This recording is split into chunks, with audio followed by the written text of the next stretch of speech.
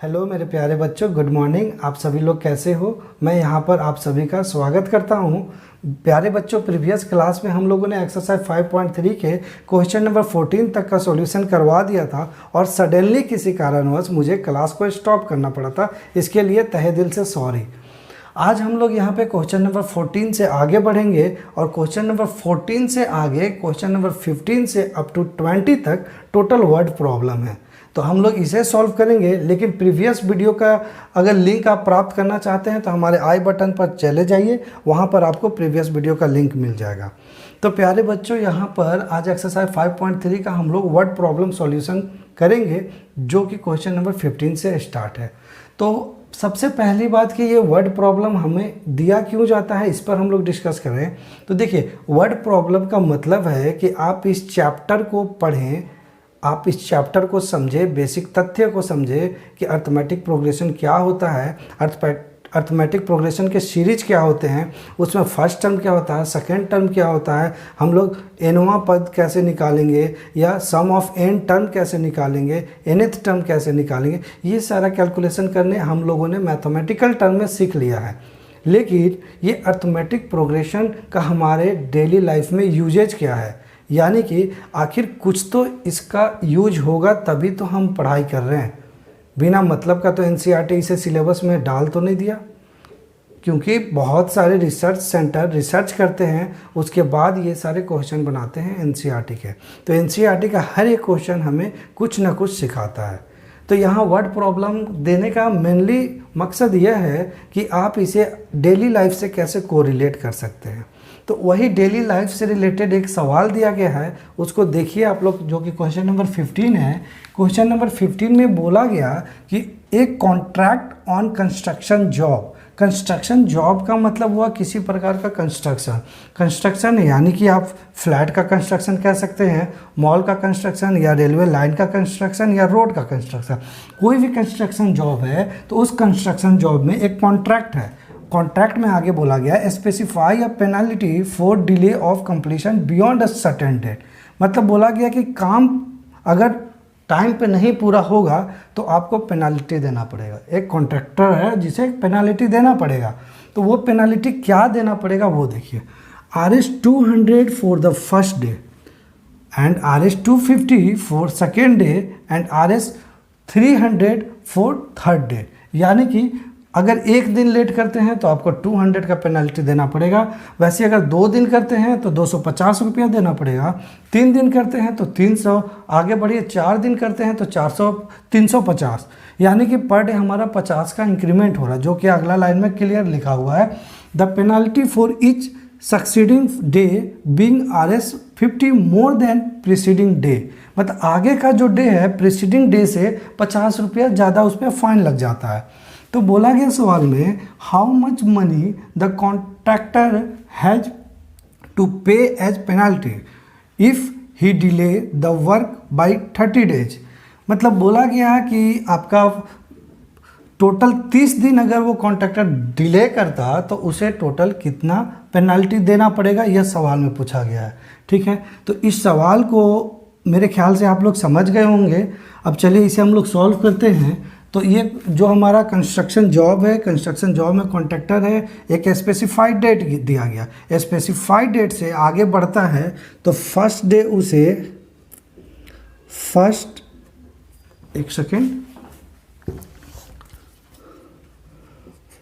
First day का penalty है उसे दिया 200 रुपीज़। सेकेंड डे का पेनल्टी कितना दिया तो 250 एंड थर्ड डे का पेनल्टी क्या दिया 300। वैसे ही बोलता है कि succeeding day etch succeeding day being Rs 50 more than preceding day, यानी कि पिछले से हर एक अगले दिन उसको 50 रुपया ज़्यादा देना पड़ेगा। मतलब अगर वो 4 दिन अगर लेट करता है तो उसे 350 देना पड़ेगा, और अगर 5 दिन लेट करता है तो उसे 400 देना पड़ेगा। मतलब ये 50 सक्सीड करेगा। ठीक है, तो ये समझ पा रहे हैं आप लोग? कुछ समझ में आया? ये 15 सक्सीड करेगा का मतलब क्या हुआ?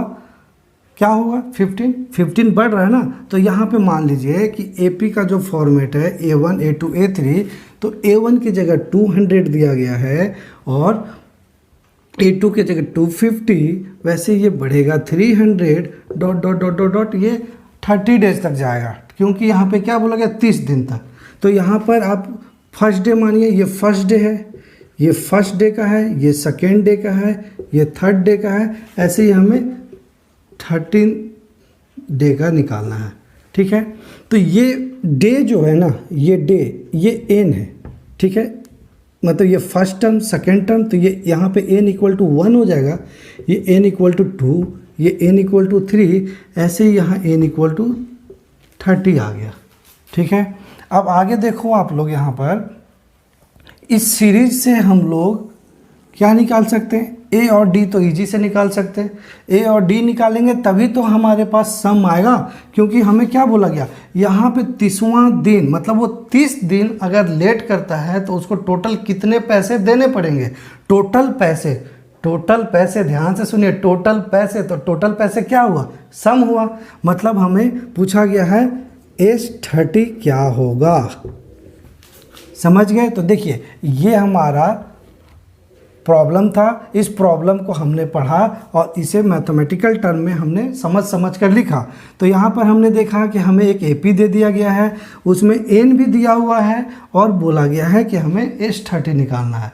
अगर ये नॉर्मल दिया रहता तो आप इजीली कैलकुलेट कर लेते, क्योंकि अब तक हम लोग एक्सरसाइज 5.3 के क्वेश्चन नंबर 1 से 14 तक तो यही करते आए हैं, तो ये इजीली कर लेते। लेकिन यहाँ क्या दिया गया, वर्ड प्रॉब्लम, तो वर्ड को पहले मैथमेटिकल टर्म में चेंज कीजिए फिर सॉल्व कीजिए। तो ये मैं समझाने के लिए आपको लिखा था। यहाँ से हमारा सॉल्यूशन स्टार्ट होता है। ठीक है, तो हमें फाइंड करना है S30 फाइंड करने के लिए सबसे पहले हमारे पास क्या होना चाहिए, A और D होना चाहिए।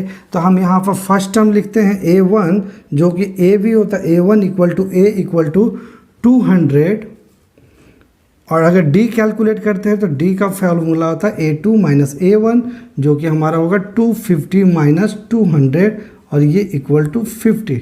D हम कैलकुलेट कर लिए, मतलब A आया फर्स्ट टर्म 200 एंड D आया 50। अब हम S30, तो S30 का फॉर्मूला क्या होता है, पहले ये लिखिए। S30 का फॉर्मूला होता है n/2 bracket 2A plus n minus 1 into D।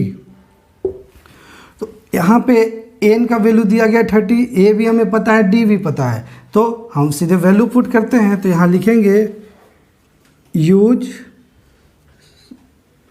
Some of n term formula. तो क्या होता है, Sn equal to n/2 bracket 2A plus n minus 1 into D। यहाँ पे n इक्वल टू क्या दिया हुआ, तो n इक्वल टू 30।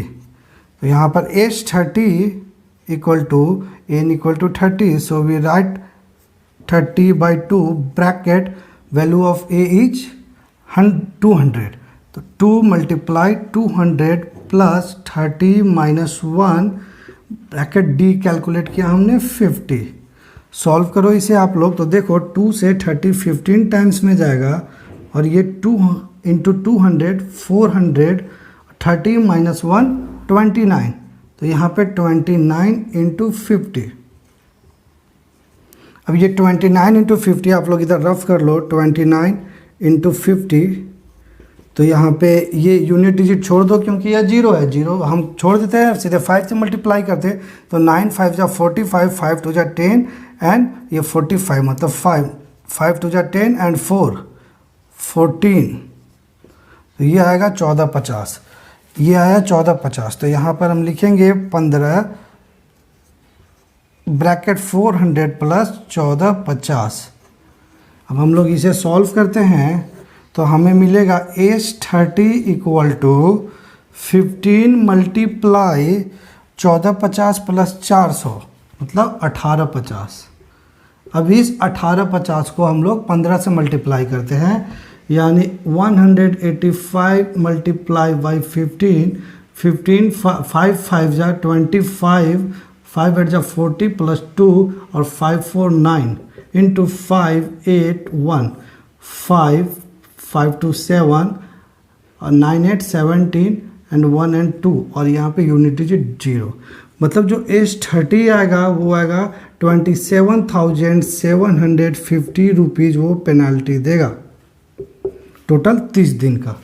समझ गए आप लोग? ये S30 का मतलब हुआ कि 30 दिन का जो उसका पेनाल्टी होगा वो होगा 27,750 रुपया।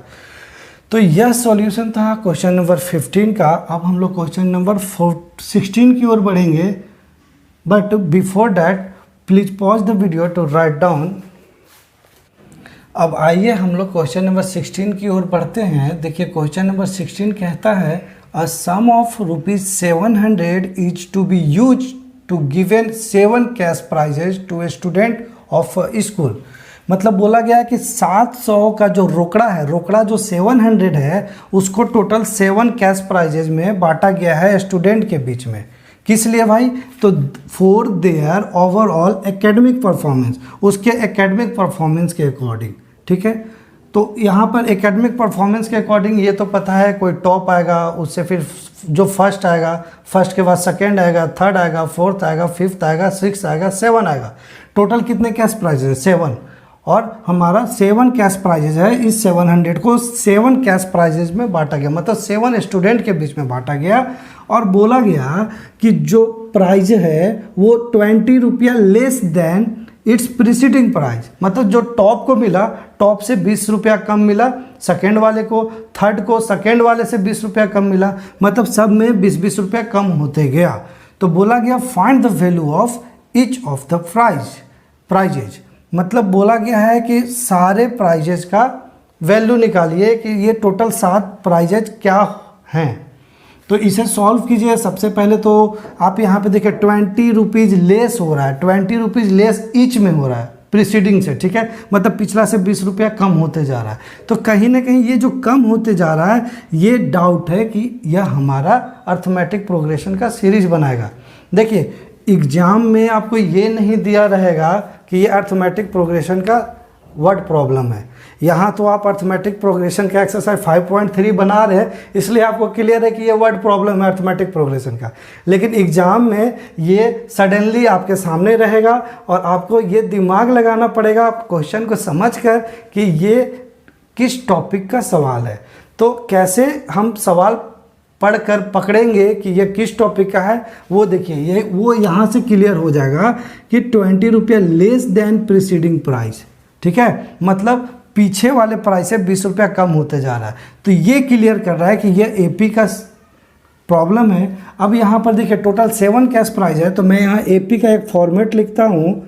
AP equal to A1, A2, A3, A4, A5, A6 and A7। ये टोटल 7 कैश प्राइजेज हैं।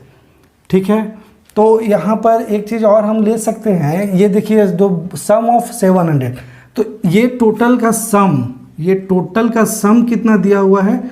S7 दिया हुआ है 700। ये बोला गया अगर टोटल कैश प्राइजेज को जोड़ दिया जाए ना तो वो 700 होगा। बोला है सवाल में, देखिए यहाँ sum of RS 700 is to be used to given 7 cash prizes. तो ये टोटल 700 था जिसको हम लोग 7 पार्ट में बांट दिए। अब जो पहला को मिला, पहला को मान लीजिए फर्स्ट को मिला, कुछ भी मिला, मान के चलिए A मिला, इसे हम लोग A मान लेते। तो इसे कितना मिलेगा भाई? तो इसे A से 20 रुपया कम मिलेगा। वैसे ही A3 को क्या मिलेगा? तो इससे 20 रुपया कम मिलेगा। तो इसको हम लिखेंगे A माइनस 20 से 20 रुपया कम, मतलब -20। तो ये हो जाएगा A40। वैसे ही A4 को क्या मिलेगा? तो A4 को हम कहेंगे पीछे वाला से 20 कम। तो पीछे वाला का A40 था तो इससे 20 कम, यानी कि ये हो गया A60। अब A5 क्या होगा? तो A5 होगा A4 से कम, कितना? 20। तो A60 माइनस 20, तो ये हुआ A60 20 80। अब A6 निकालिए, तो A6 निकालेंगे पीछे वाला से कितना? 20 कम, तो ये होगा A80 माइनस 20, मतलब A100। और यहीं पे A7 निकालेंगे जो कि पीछे वाला से कितना? 80 कम, 20 कम, सॉरी। तो ये हो जाएगा A120। अब देखिए, ये आपका फर्स्ट का पार्ट था, ये सेकेंड का, ये थर्ड का, ये फोर्थ का, ये फिफ्थ का, ये सिक्स का, सेवन का। तो अगर इसे ऐड कर दिया जाए, इसे अगर हम लोग ऐड करेंगे तो इक्वल टू में हमारा कितना आएगा, 700 आएगा। तो इसे ऐड कीजिए, a plus a minus 20 plus a minus 40 plus a minus 60 plus a minus 80 plus a minus 100 plus a minus 120, और ये दिया हुआ है एक टोटल 700 के इक्वल होगा।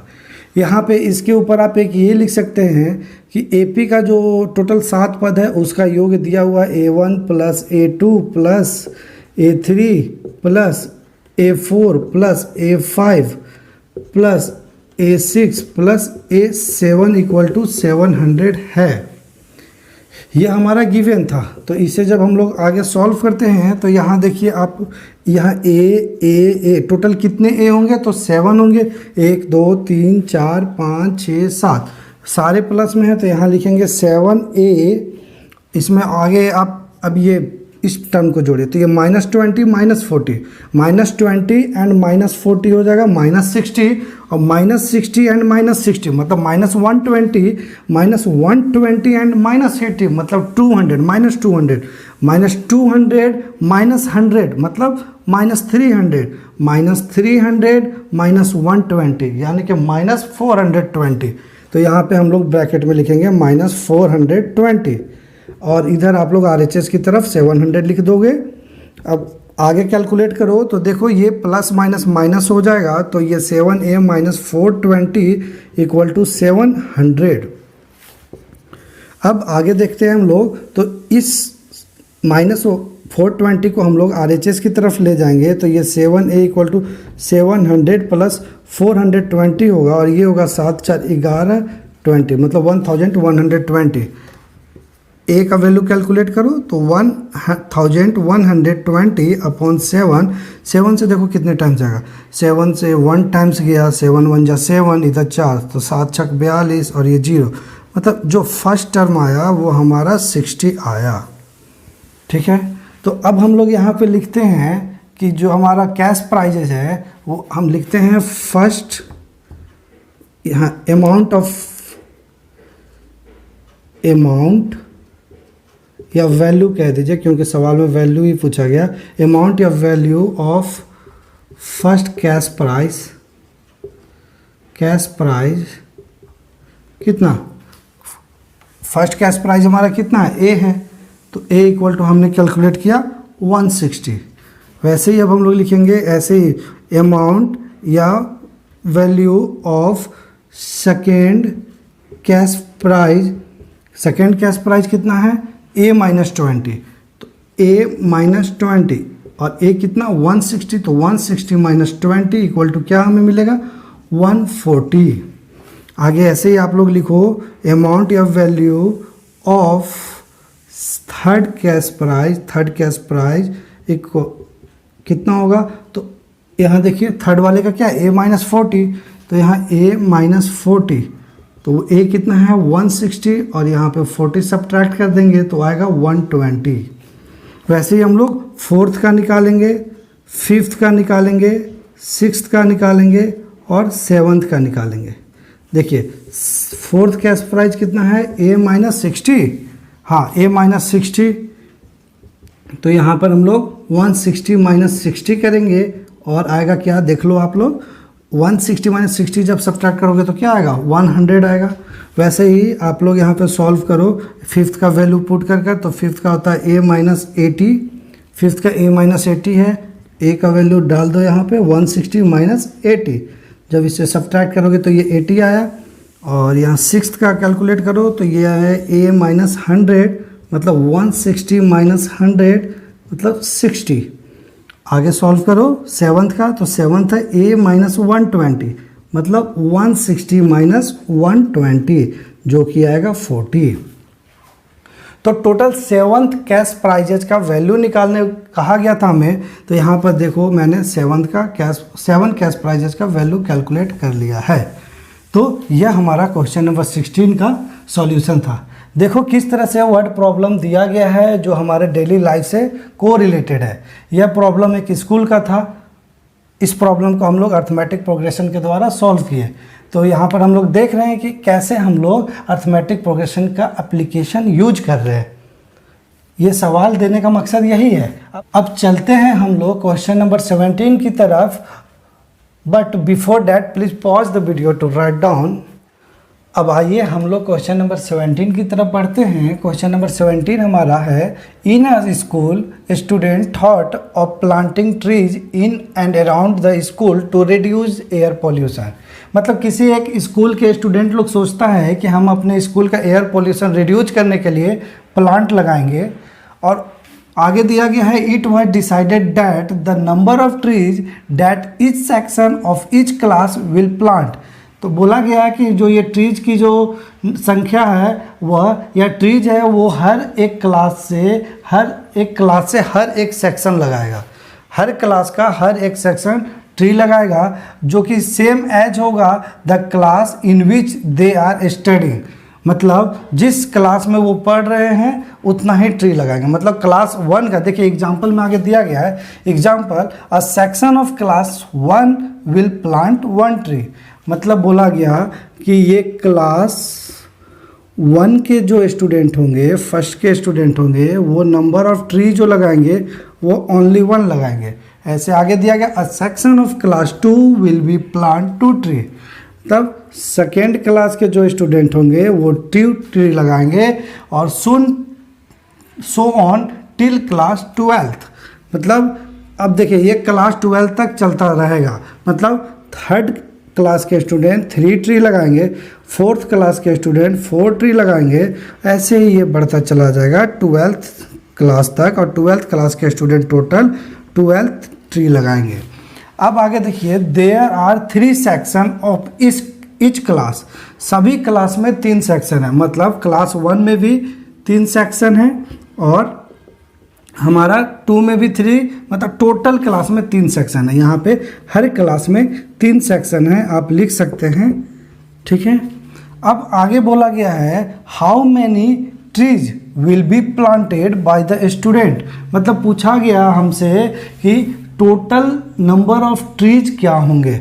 मतलब स्टूडेंट के द्वारा जो प्लांट किया गया ट्री उसका सम क्या होगा, टोटल कितने, टोटल मतलब सम। मतलब हमसे यहाँ पे सम पूछा गया और सम को हम लोग डिनोट करते हैं SN से, SN और n की जगह पे यहाँ कितना है तो 12 है, क्योंकि हमारे पास टोटल 12 क्लास ही है। तो 12 क्लास तक के स्टूडेंट ही लगाए होंगे। अब हम लोग यहाँ पर देखते हैं कि फर्स्ट क्लास में टोटल कितने ट्री लगे हैं। तो फर्स्ट क्लास में अगर देखें तो हमारा एक क्लास का 1 ट्री लगाएगा, फर्स्ट क्लास का फर्स्ट ट्री लगाएगा, क्वेश्चन में दिया गया है। दूसरा क्लास का 2 ट्री लगाएगा, तीसरा क्लास का 3 ट्री लगाएगा। अब बोला गया कि हर एक सेक्शन से भी लगाना है। तो हर एक सेक्शन मतलब सारे में 3 सेक्शन है। तो यहाँ पे फर्स्ट क्लास में 1 ट्री अगर पहला सेक्शन लगाता है, दूसरा सेक्शन लगाएगा, तीसरा सेक्शन, मतलब सभी 1-1 लगाएंगे। तो ये टोटल नंबर ऑफ ट्री कितने हो जाएंगे 3। वैसे ही सेकेंड क्लास में टोटल नंबर ऑफ ट्री कितने लगेंगे 6। आगे चलिए तो कितने 9, वैसे ही 12। फोर्थ क्लास में टोटल 4 ट्री लगेंगे एक सेक्शन से, तो टोटल 3 सेक्शन है। तो 3 सेक्शन मतलब 4 4 4 टोटल 12 ट्री लगे। यहाँ पे आप लिख लीजिए नंबर ऑफ ट्रीज। ऐसे ही आगे हम लोग बढ़ते हैं तो यहाँ 12 जो 12th क्लास है उसमें 36 ट्री लगेंगे, 36 ट्रीज, ठीक है। तो यहाँ पर हम देख रहे हैं कि ये कहीं ना कहीं हमें AP का सीरीज मिल गया। ये देखिए AP का सीरीज मिल गया जिसका फर्स्ट टर्म 3 है, सेकेंड टर्म 6 है और थर्ड टर्म 9 है। वैसे ही nth टर्म 36 है। तो इस AP के सीरीज को मैं यहाँ पर राइट डाउन करता हूँ। हमारे पास AP का फर्स्ट टर्म 3 मिला और सेकेंड 6, थर्ड 9 ... ये 12th टर्म तक गया जो कि 36 है। तो ये A1 है, ये A2 है, ये A3 है और ये हमारा A12 है। तो हमें क्या कैलकुलेट करने बोला गया, एस एन कैलकुलेट करने बोला गया। एस एन के लिए हमारे पास ए डी और एन चाहिए। तो यहाँ पे तीनों चीज़ है। देखो यहाँ पर आप लोग A1 या ए जिसे कहते हैं हम लोग फर्स्ट टर्म, वो है 3, एंड यहाँ पे डी दिया, डी हम कैलकुलेट कर सकते हैं A2 माइनस A1 फॉर्मूला से। और ये हम अगर 6 माइनस 3 करेंगे तो हम लोगों को क्या मिलेगा, 6 माइनस 3 3, और नंबर ऑफ टर्म दिए गए हैं 12। तो ये 3 पॉइंट हमें मिल गया। तो हम इजीली एस एन H12 का वैल्यू कैलकुलेट कर सकते हैं एस एन फॉर्मूला की मदद से। यहाँ पे हम लोग लिखेंगे S N equal to n/2 into 2a plus n minus 1 into D. फटाफट आप लोग इसके सारे पॉइंट का वैल्यू पुट करो। तो यहाँ पर n इक्वल टू 12 है, तो ये मैं 12/2 लिखा, a हमने 3 निकाला, तो और plus n 12 minus 1 and d 3। Solve करो इसे, तो 2 से 12 6 टाइम में गया, 6 3 2 जा 6 प्लस 12 माइनस 1 11 11 3 जा 33। तो ये आएगा 6 मल्टीप्लाई 39।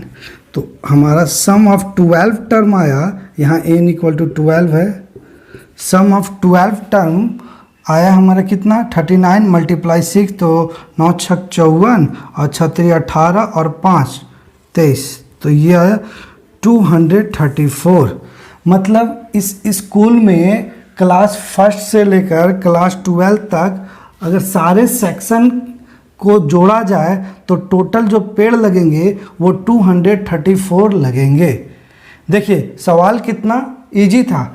अगर ये एपी दे दिया जाता और हमसे H12 पूछता तो ये इजीली कैलकुलेट हम लोग कर सकते थे, लेकिन हमें घुमा कर पूछा गया, हमारे डेली लाइफ से उतार कर इस सवाल को पूछा गया। एक बड़ा सा वर्ड प्रॉब्लम दे दिया गया। स्टूडेंट तो आधा यहीं डर जाता है, अरे वर्ड प्रॉब्लम है, अब हम इसे समझेंगे कैसे। तो अगर ये दिया रहता तो ईजी था, लेकिन एग्जामिनर यहाँ हमारे माइंड को भी ओपन करना चाहता है, इसीलिए ये वर्ड प्रॉब्लम दिया गया। तो यहाँ पर हमने क्वेश्चन नंबर 17 सॉल्व कर लिया। अब हम लोग क्वेश्चन नंबर 18 की तरफ बढ़ेंगे, but before that please pause the video to write down. Well student, अब हम लोग क्वेश्चन नंबर 18 करेंगे। क्वेश्चन नंबर 18 बहुत ही बेहतरीन सवाल है। देखिए यहाँ पर कितना ज़बरदस्त एक ड्राइंग दिया गया है और इस ड्राइंग को एक यहाँ पे वर्ड प्रॉब्लम में लिखा गया है। तो यह बहुत ही बेहतरीन सवाल है। क्वेश्चन नंबर 17, इससे पीछे वाला भी बहुत बेहतरीन था, लेकिन उससे ज़्यादा बेहतरीन ये है। तो चलिए क्वेश्चन नंबर 18 को करते हैं। देखिए क्वेश्चन नंबर 18 में कहा गया a spiral is made up of successive semi circle. Spiral को समझते हैं। Spiral that mean you know that what is the spiral. Spiral मतलब स्प्रिंग जो वो कुंडली लपेटा रहता है, जैसे वो टिप टॉप पेन के नीचे एक स्प्रिंग बना रहता था ना, वही है स्पायरल। तो वो स्पायरल है so made up of successive semi circle. Successive semi circle से बना हुआ है और इस सेमी सर्कल का जो सेंटर है वो अल्टरनेटली चेंज होता है ए एंड बी पर। यहाँ पे देखिए आप, यहाँ पे सेमी सर्कल बना हुआ है और ये सेमी सर्कल है जिसका सेंटर ए और बी पर अल्टरनेटली चेंज होता है, starting with centre at A of radius 0.5 centimetre. मतलब जो सेमी सर्कल का स्टार्टिंग होगा वो सेंटर ए से होगा और फर्स्ट सेमी सर्कल का रेडियस होगा 0.5 सेंटीमीटर। फिर आगे हम लोग चलेंगे सेंटर बी की तरफ, और सेंटर बी की तरफ चलते हैं तो वहाँ पे जो सेमी सर्कल बनेगा वो उसका रेडियस 1 सेंटीमीटर होगा। फिर हम लोग ए पर आएंगे। देखिए फर्स्ट वाला बना ये, सेकेंड वाला बना ये, थर्ड वाला बनेगा ये, फोर्थ ये, तो ऐसे ही ये बढ़ता चला गया ये सेमी सर्कल। ठीक है, तो ये आगे दिया गया है what is the total length of such A spiral made of 13 conjugative semi circle. मतलब बोला गया कि ऐसे ही अगर हम लोग अल्टरनेटिवली चेंज करते रहेंगे सेंटर को तो टोटल 13 सेमी सर्कल अगर बनाते हैं तो सेमी सर्कल का लेंथ कितना होगा, टोटल का लेंथ पूछा है। ठीक है, तो सेमी सर्कल का लेंथ, सबसे पहले एक सेमी सर्कल को उठाते हैं और लेंथ समझते हैं। तो सेमी सर्कल के लेंथ को समझने से पहले हम लोग समझते हैं कि सर्कल, अब सर्कल का पेरीमीटर क्या होता है। देखिए यहाँ पे सर्कल का पेरीमीटर ही सर्कल का लेंथ होता है। देखिए अगर यहाँ पर हम इस सर्कल को कट कर दें तो ये हमारा इस तरह से स्ट्रेट लाइन बन जाएगा। ठीक है, और इसका अगर पेरीमीटर मान लीजिए 25 है। पेरीमीटर का मतलब क्या होता है, ये बाहर वाला सरकमफ्रेंस, तो सरकमफ्रेंस ये पेरीमीटर हुआ। तो जब ये 25 सेंटीमीटर है तो यहाँ से काटेंगे तो इस लाइन का भी तो लेंथ 25 सेंटीमीटर होगा। तो पेरीमीटर ऑफ सर्कल या लेंथ ऑफ सर्कल दोनों एक ही है।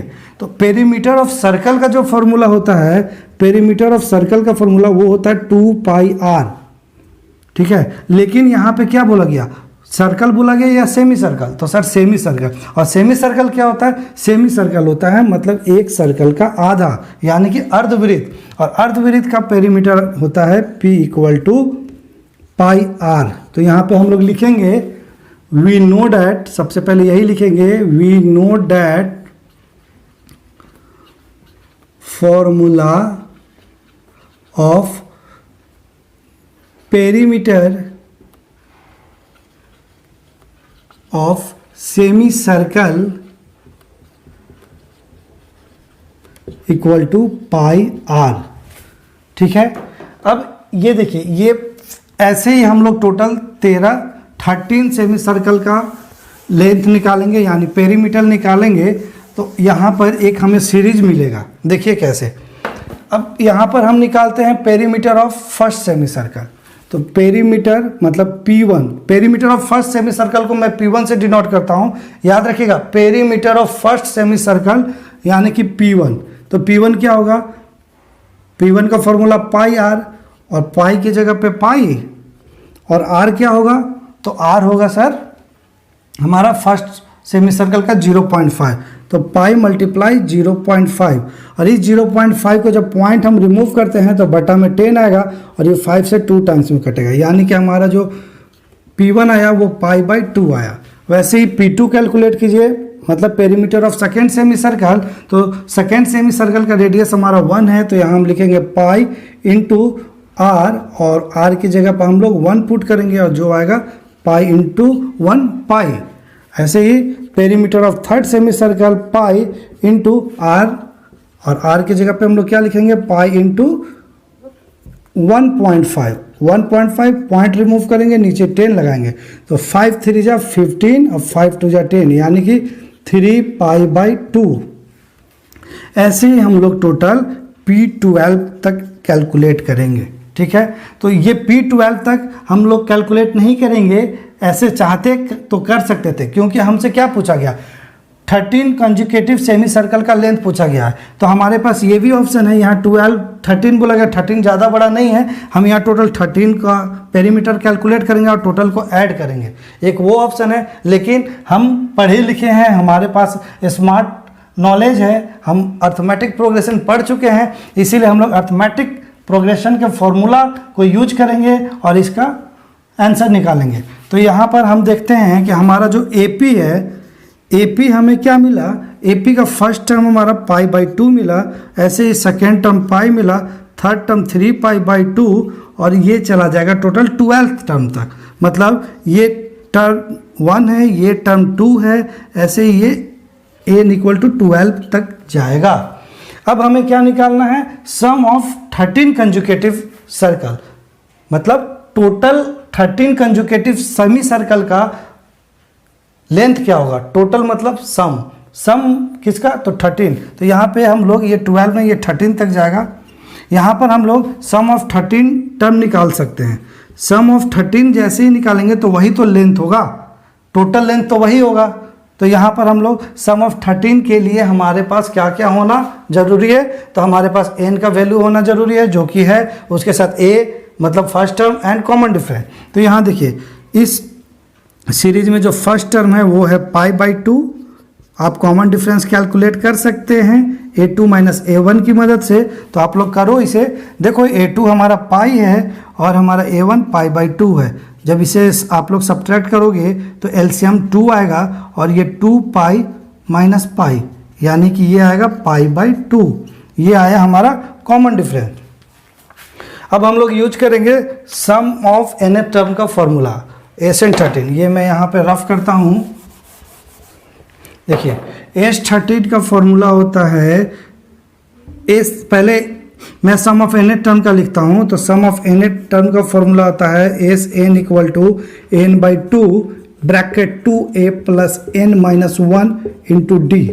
यहीं पे हमें 13 निकालना था, मतलब n की जगह 13 रखेंगे तो S13 इक्वल टू n की जगह 13/2।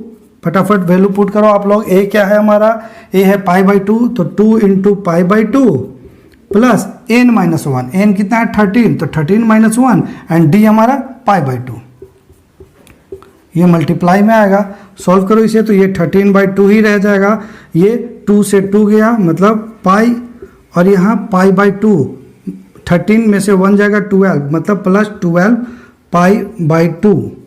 आगे सॉल्व करो इसे तो देखो ये 13/2 रहेगा ब्रैकेट में, यहाँ डिनोमिनेटर में 1 है तो एलसीएम 2 रहेगा, 2 रहेगा। इसे आप काट दो ना, 2 से ये 6 टाइम काट दो तो ये कितना आ जाएगा 6 पाई। यहाँ पे आप ऐसे लिखो पाई प्लस 6 पाई, ठीक है। आगे सॉल्व करो तो 13/2 और 6 पाई प्लस पाई मतलब मल्टीप्लाई में यहाँ 7 पाई हो जाएगा।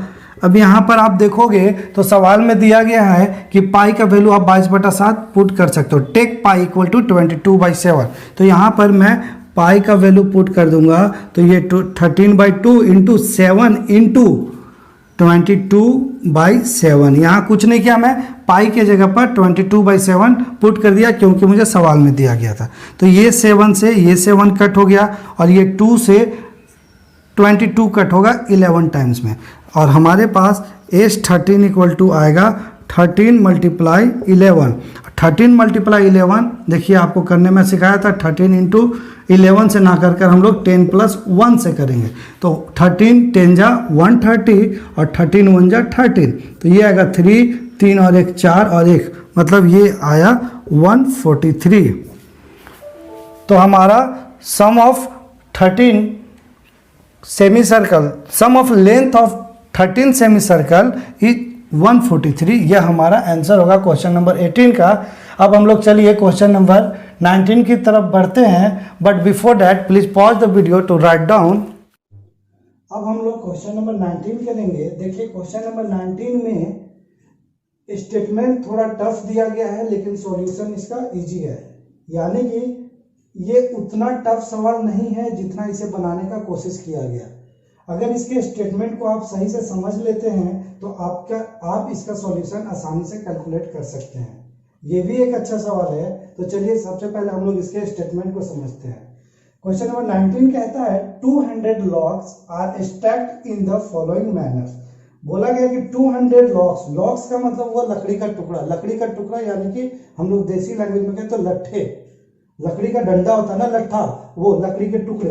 ये देखिए ये है लकड़ी के टुकड़े, ऐसे ये लंबा हो जाएगा। ऐसे टोटल 200 लकड़ी के लट्ठे हैं और वो 200 को हम लोग को सजाना है। किस मैनर में, तो मैनर दिया गया है 20 logs in the bottom row. मतलब बोला गया कि बॉटम रो में, बॉटम रो यानी कि सबसे निचला रो में टोटल 20 लट्ठे होंगे। आगे बोला गया 19 in the next row. Next row मतलब कि इसके ऊपर, तो हम लोग इससे ऊपर जैसे ही आएंगे तो यहाँ पे 19 लट्ठा रखा गया है। ऐसे बोला गया 18 in the row next to it, मतलब इससे आगे 18 होगा और एंड सो ऑन, आगे ऐसे ही बढ़ता चला जाएगा। मतलब इससे ऊपर 17 होगा, इससे ऊपर 16 होगा, और ये रो है। और बोला गया इन हाउ मेनी रो, बोला गया how many row, how many row are 200 logs placed, मतलब टोटल कितने रो होंगे, टोटल कितने रो बनेंगे जिसमें 200 लकड़ी को सजाया जा सके।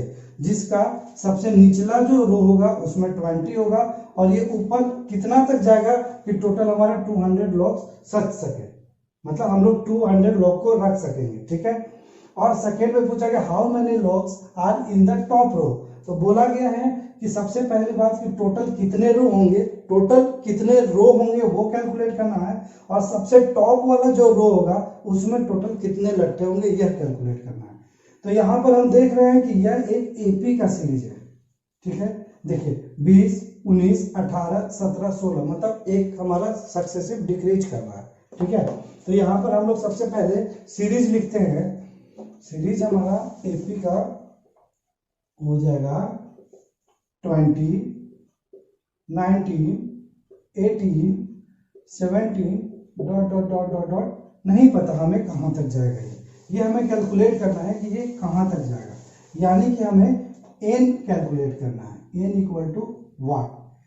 200 लॉग्स दिया गया है, मतलब टोटल कितने लॉग्स है, तो यहाँ पर Sn गिवन है हमारे पास, Sn हमारा 200 है, यह दिया गया है। यही 200 को तो हम लोग सजा रहे, तो Sn 200 दिया गया है। अब हमें कैलकुलेट करना है पहला n, और दूसरा कि जो टॉप रो होगा उसमें कितने हमारे पास लॉग्स होंगे।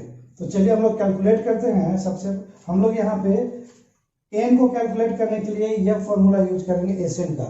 Sn का फॉर्मूला हमारे पास है, Sn का फॉर्मूला क्या होता है, n/2 bracket 2a plus n minus 1 into D, और यहाँ पर इक्वल टू में 200। अब ये a और d हम यहाँ से निकाल लेंगे, लेकिन n नहीं पता हमें, तो n हमें कैलकुलेट करना है। तो अगर इस सीरीज को देखें, ये इक्वेशन 1 मान लीजिए, इस सीरीज को देखा जाए तो हमारा यहाँ पे फर्स्ट टर्म इस सीरीज का होगा, फर्स्ट टर्म a1 या a जो कि 20 है, एंड d आप लोग कैलकुलेट कर सकते हो यहाँ पर a2 minus a1 formula use कर कर, जो कि होगा 19 माइनस 20, और आएगा d इक्वल टू -1।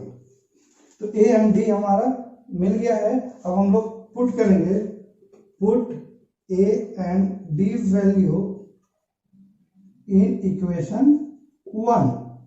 इक्वेशन 1 हमारा है n/2, तो n/2 ब्रैकेट 2a, a हमारा कितना है, a हमारा 20 है, तो ये 2 into 20 plus n minus 1 d is -1 equal to में 200 गिवन है। सॉल्व करो इसे आप लोग, तो देखो ये n/2 है, 2 उधर मल्टीप्लाई में चला जाएगा, और यहाँ आएगा n ब्रैकेट 2 टू जा मतलब 40 प्लस n माइनस 1, यहाँ पे देखिए n माइनस 1 को मल्टीप्लाई करेंगे -1 से, तो -1 जब n से मल्टीप्लाई होगा तो -n, और इधर होगा +1, और RHS की तरफ हो जाएगा 400, क्योंकि 200 में 2 मल्टीप्लाई हुआ। आगे सॉल्व करो आप, तो देखो ये आएगा n bracket 40 plus minus minus n minus 1 plus minus minus n और plus plus plus 1 equal to 400। n को मल्टीप्लाई करेंगे, मल्टीप्लाई करने से पहले 40 प्लस 1 41 हो जाएगा, 41 माइनस n, तो यहाँ पे होगा 41n minus n square equal to 400। और यहाँ से एक हमें क्वाड्रेटिक इक्वेशन मिल गया। क्वाड्रेटिक इक्वेशन देखिए, इस n स्क्वायर को आप RHS की तरफ ले जाइए तो ये प्लस में हो जाएगा, और यहाँ पे 41n माइनस में होगा तो ये माइनस 41n, और यहाँ प्लस में 400 होगा, तो ये हुआ हमारा क्वाड्रेटिक इक्वेशन। इस क्वाड्रेटिक इक्वेशन को मैं यहाँ लिखूंगा और इसे सॉल्व करूंगा। देखिए क्वाड्रेटिक इक्वेशन हमें जो मिला है वो है n square minus 41n plus 400 equal to 0। तो क्वाड्रेटिक इक्वेशन सॉल्व करने के लिए मैंने आपको बताया था कि इसके first term and last term को मल्टीप्लाई करते हैं, तो ये 400 into n square 400 n square होगा, और ये 400 n स्क्वायर का हम लोग पहले फैक्टराइजेशन करते हैं। तो इससे देखिए आप लोग 2 से डिवाइड होगा 200 में, और ये 2 से जाएगा 100, फिर ये 2 से जाएगा 50 टाइम्स, 2 से जाएगा 25 टाइम्स, और ये 5 से जाएगा 5 टाइम्स। ठीक है, तो ये फैक्टराइजेशन करने का मकसद हमारा ये होता है कि इस 400 को हमें दो ऐसे पार्ट में तोड़ना है कि हमें सब्ट्रैक्ट करके 41n आ जाए, या प्लस करके 41n आ जाए, और मल्टीप्लाई कर प्लस 400n स्क्वायर है। यहाँ पर हम लोग देखते हैं ये 2 2 जा 4 2 जा 8, 2 दूना 4 दूना 8 दूना 16 आया, और इधर एक 25 आया।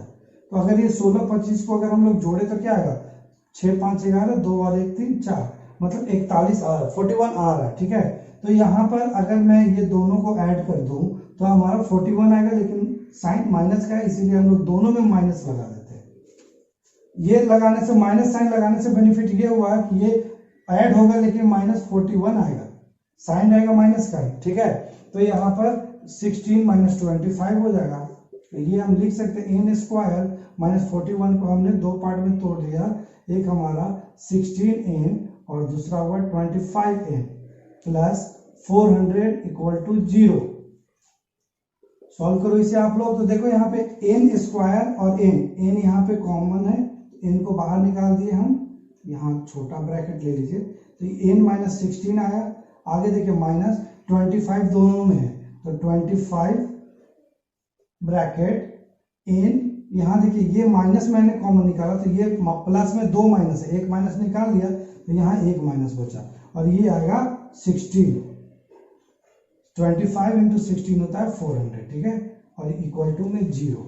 अब आप लोग यहाँ पे देख रहे हो n बाई 16 यहाँ भी है और यहाँ भी है, तो n बाई 16 को हम लोग कॉमन ले लेते हैं, तो n माइनस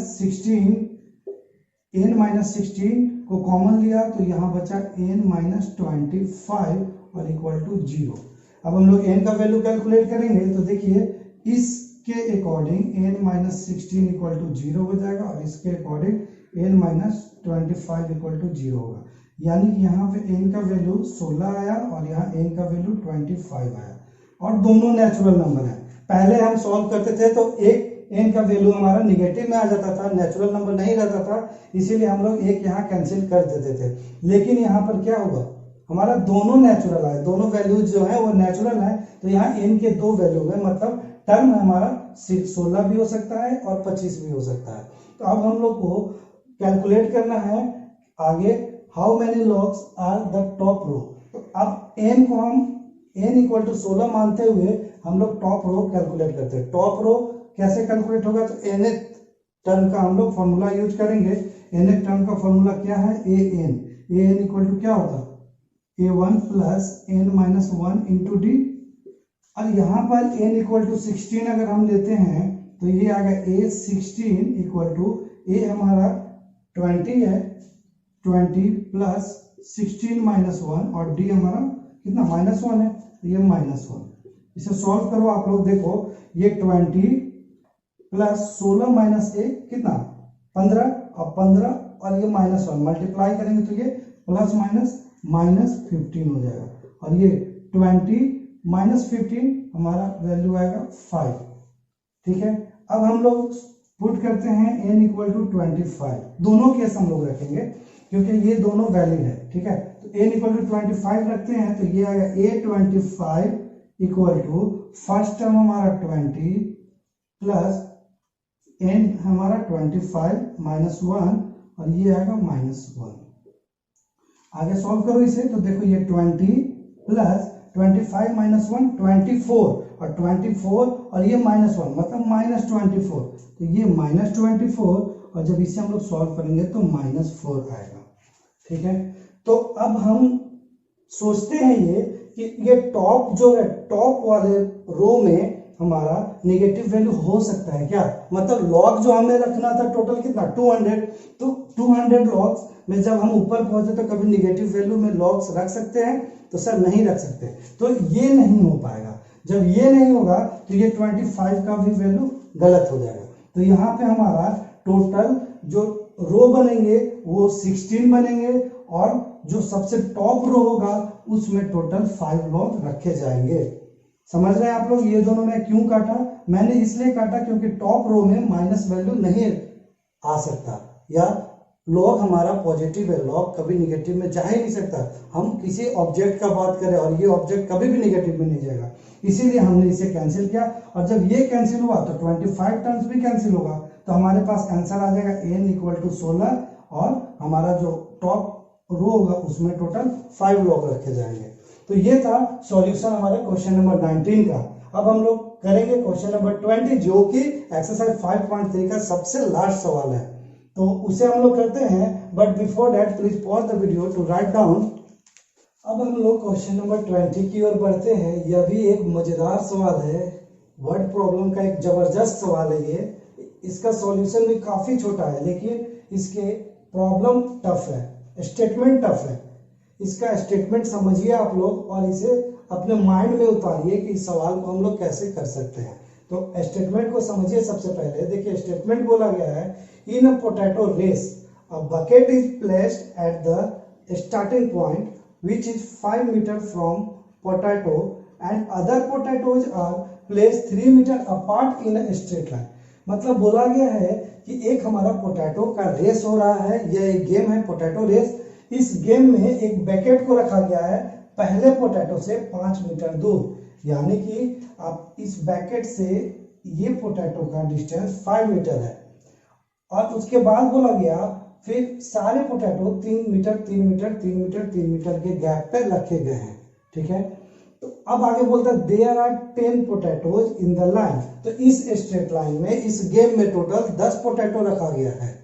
अब सवाल सिर्फ इतना ही नहीं है, ये तो सिर्फ इंट्रोडक्शन है। सवाल सुनिए क्या है। सवाल देखिए इससे आगे है कि अ competitor starts from the bucket, मतलब एक कॉम्पिटिटर है जो कि बकेट से दौड़ना स्टार्ट करता है, बकेट की जगह से, और picks up the nearest potato, और बकेट से नियरेस्ट पोटैटो को उठाता है, मतलब दौड़ता है यहाँ से अब नियरेस्ट पोटैटो, मतलब 5 मीटर चलकर यहाँ एक पोटैटो उठाता है और फिर से आगे बोलता है यहाँ पर and drop it in the bucket, मतलब runs back with it, drop it in the bucket, मतलब यहाँ से यहाँ आता है फिर उठाता है पोटैटो, बैक होता है और पोटैटो को पुट करता है बकेट में। उसके बाद फिर से वो दौड़ता है, run back to pick up the next potato, फिर यहाँ से दौड़ता है और अब यहाँ वाला पोटैटो उठाता है। इस पोटैटो को उठाकर फिर से बैक जाता है और वो पोटैटो बकेट में डालता है, फिर वहां से रन करता है और नेक्स्ट पोटैटो उठाता है, फिर बैक जाता है। ऐसे ही वो यहाँ तक जाएगा। टोटल 10 पोटैटोज उठाने हैं उसे, और 10 पोटैटोज उठाने में कॉम्पिटिटर के द्वारा टोटल कितने डिस्टेंस तय किए गए, यह सवाल पूछा गया।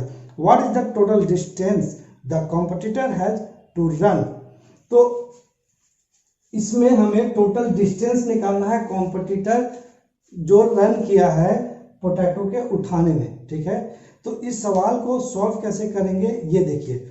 ये सवाल बहुत ही मजेदार है। सबसे पहले तो हम देखते हैं कि पोटैटो का डिस्टेंस क्या है बकेट से। तो हम लोग यहाँ लिखते हैं distance potatoes from the bucket, distance potatoes from the bucket, यहाँ पे लिखते हैं distance of potatoes from bucket क्या है। तो पहला 5 मीटर, दूसरा 3 मीटर, 5 मीटर 3 मीटर।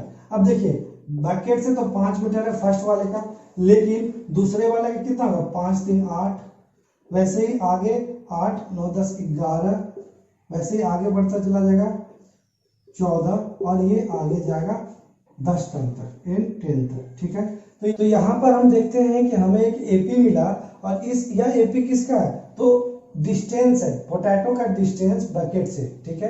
तो अभी हमने पोटैटो का डिस्टेंस निकाला। अब हम लोग कॉम्पिटिटर के बारे में सोचते हैं। अगर मान लीजिए हम ही कॉम्पिटिटर रहते हैं और हम लोग यहाँ से अगर बकेट से दौड़ते हैं पहला पोटैटो उठाने के लिए, और उसे फिर दौड़ देंगे बैक और पोटैटो को डालेंगे बकेट में, तो यहाँ से यहाँ तक हम लोग 5 मीटर चले और फिर से बैक आए, मतलब 5 मीटर बैक है, मतलब एक पोटैटो उठाने में उसको कितने मीटर डिस्टेंस ट्रेवल करना पड़ा, तो 10 मीटर। तो यहाँ पर हम कह सकते हैं डिस्टेंस कवर्ड बाय गेमर, मतलब प्लेयर, प्लेयर कह लीजिए, कॉम्पिटिटर कह लीजिए या गेमर कह लीजिए, प्लेयर।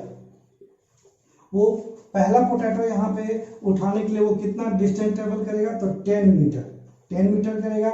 उसके बाद वो दूसरा, तो ये 8, यहाँ देखिए यहाँ से 5 3 8 आया, तो 8 बैक भी जाएगा, तो टोटल 16, ऐसे ही आगे जाएगा तो 16, और यहाँ देखिए 11 है, तो ये टोटल 22, मतलब जो डिस्टेंस ये है उसका ट्वाइस होते जाएगा, 22, वैसे ये 14 2 जा 28, आगे जाएगा कितने, तो टोटल 10 पोटैटो है, तो n इक्वल टू 10, ठीक है। तो ये हमारा एक एपी मिल गया, और इस एपी में बोला गया है कि उसको टोटल 10 आलू 10 पोटैटो उठाने में टोटल कितने डिस्टेंस कवर करने होंगे। तो यहाँ पर कैलकुलेट करना है हमें एस एन कैलकुलेट करना है, और एन के जगह पे यहाँ पे गिवन है हमारे पास 10, इसीलिए हमें एस 10 गिवन करना है। और और एस कैलकुलेट करने के लिए हमारे पास क्या क्या होना चाहिए, तो हमारे पास तीन चीजों की आवश्यकता होती है एस सॉल्व करने में। फर्स्ट है हमारा फर्स्ट टर्म, दूसरा ये हमारा कॉमन डिफरेंस, और थर्ड हमारा एन जो कि गिवन है। तो इस एपी में सबसे पहले हम फर्स्ट टर्म कैलकुलेट करेंगे। फर्स्ट टर्म क्या है 10, जिसे हम लोग a1 या a भी कहते हैं, ठीक है। अब हम लोग इसमें कॉमन डिफरेंस कैलकुलेट करेंगे। कॉमन डिफरेंस का फॉर्मूला a2 माइनस a1 होता है, ये आपको पता है, और a2 हमारा 16 है और a1 हमारा 10 है, मतलब कॉमन डिफरेंस हमारा 6 आया। तो ये सब की मदद से अब हम लोग S10 निकालते हैं। तो सबसे पहले Sn का फॉर्मूला लिखते हैं, क्या होता है n/2 bracket 2a plus n minus 1 into D. ये फॉर्मूला तो याद ही हो गया, अर्थमेटिक प्रोग्रेशन का सारा फॉर्मूला आपको याद हो गया होगा, क्योंकि मैंने इतना बार इसे लिखवाया ही। मेरा लिखवाने का मकसद ये था कि आपको मेरे वीडियो को देखते देखते आपको सारा फॉर्मूला याद हो जाए। आज ये लास्ट वीडियो है अर्थमेटिक प्रोग्रेशन का, और मैं उम्मीद करता हूँ कि आपको सारा फॉर्मूला याद हो गया होगा। फिर भी आप लोग रुकिएगा मत, इसे बार बार प्रैक्टिस कीजिएगा, और कभी भी कोई भी दिक्कत होगा तो आप मुझसे कांटेक्ट कीजिएगा व्हाट्सएप ग्रुप के थ्रू या टेलीग्राम ग्रुप पर, या हमें कमेंट कर सकते हैं आप लोग, ठीक है। अब चलिए हम लोग S10 की तरफ चलते हैं। तो S10 को कैलकुलेट कैसे किया जाए, तो यहाँ पे n इक्वल टू 10 है, तो यहाँ पुट करेंगे 10/2 ब्रैकेट 2a। अभी हमने कैलकुलेट किया, a गिवन है 2 into 10 plus n minus 1, n कितना है 10, तो 10 माइनस 1, और d हमने 6 कैलकुलेट किया, तो यहाँ लिखेंगे हम 6, सॉरी d लिख दिया मैं 6। सॉल्व करो इसे फटाफट, 2 से 10 गया 5 टाइम, तो यहाँ मैंने 5 लिखा, 2 10 या 20 प्लस 10 माइनस 1 9 इंटू 6, तो ये 5 20 प्लस 9 6 जा 54, तो ये आएगा 5 मल्टीप्लाई 74। S10 का वैल्यू आएगा 5 मल्टीप्लाई 74, और 74 को जब 5 से मल्टीप्लाई करेंगे तो 5 का 20 और 7 5 35 36 और 1 37, मतलब 370। 370 क्या 370 मीटर ये डिस्टेंस का सम है। इसीलिए हम कहेंगे कि वो जो प्लेयर है, वो जो कॉम्पिटिटर है, वो ये इस स्ट्रेट लाइन में 10 आलू या 10 पोटैटो उठाने में और फिर से बकेट में रखने के लिए वो टोटल 370 मीटर चलेगा। तो यह सॉल्यूशन था क्वेश्चन नंबर 20 का, और इसी सॉल्यूशन के साथ आज हम लोग एक्सरसाइज 5.3 को यहीं द एंड करते हैं, और इसके साथ ही अर्थमेटिक प्रोग्रेशन फुली समाप्त होता है। यहाँ पर मैं आपको कोशिश किया टोटल वर्ड प्रॉब्लम को अच्छे से अच्छे लेवल पर जाकर समझाने का। मैंने सारे चीज को हिंदी में समझाया और आपके लैंग्वेज में समझाया। तो उम्मीद करता हूँ कि आपको यह वीडियो या यह क्लास पसंद आया होगा। अगर पसंद आया हो तो वीडियो को लाइक कीजिए। एक बात और है, ध्यान से सुनिए। कुछ स्टूडेंट का कहना था कि सर आपका वीडियो यूट्यूब पर नहीं मिल पाता है। तो सबसे पहले आप लोग यूट्यूब खोलिए और यूट्यूब के ऊपर जो सर्च बार का ऑप्शन आता है, सर्च बार में सिर्फ मेरा नाम लिखिए, अजय भास्कर। जैसे अजय भास्कर लिखिएगा तो मेरा वीडियो आपके सामने होगा। और अजय भास्कर अगर नहीं लिखते तो आप हमारे चैनल का नाम the learning IQ without space, बिना स्पेस का शॉर्ट में आप देखिए लिख सकते हैं। सबसे पहले तो आप कैपिटल T यूज कीजिएगा, small D, the learning I और कैपिटल Q, ये अगर आप टाइप करते हैं तब भी हमारा वीडियो आपके सामने होगा। और एक और चीज टाइप कर सकते हैं, arithmetic progression by Ajay Bhaskar. ये तीनों स्टेप से मैं आपके सामने रहूंगा यूट्यूब पर, ठीक है। तो वीडियो को लाइक करना ना भूलें, और अगर हमारे चैनल पे नए हैं तो चैनल को सब्सक्राइब करें। सब्सक्राइब करने से यह बेनिफिट होगा कि आपको हमारे वीडियो का अपडेट ऑटोमेटिक मिलता रहेगा। इसके साथ ही आप इस वीडियो को उन स्टूडेंट तक शेयर कीजिए जो वाकई में इसके हकदार है, जो घर बैठे पढ़ाई करना चाहते हैं लेकिन वो पढ़ाई नहीं कर पा रहे। तो आप इस वीडियो को ज़्यादा से ज़्यादा शेयर कीजिए ताकि सभी स्टूडेंट को बेनिफिट हो, ठीक है। अब मिलते हैं हम लोग नेक्स्ट क्लास में। अब देखिए नेक्स्ट क्लास में हम लोग क्या स्टार्ट करते हैं, जो आपकी मर्जी वो हम स्टार्ट करेंगे। तो मिलते हैं नेक्स्ट वीडियो में।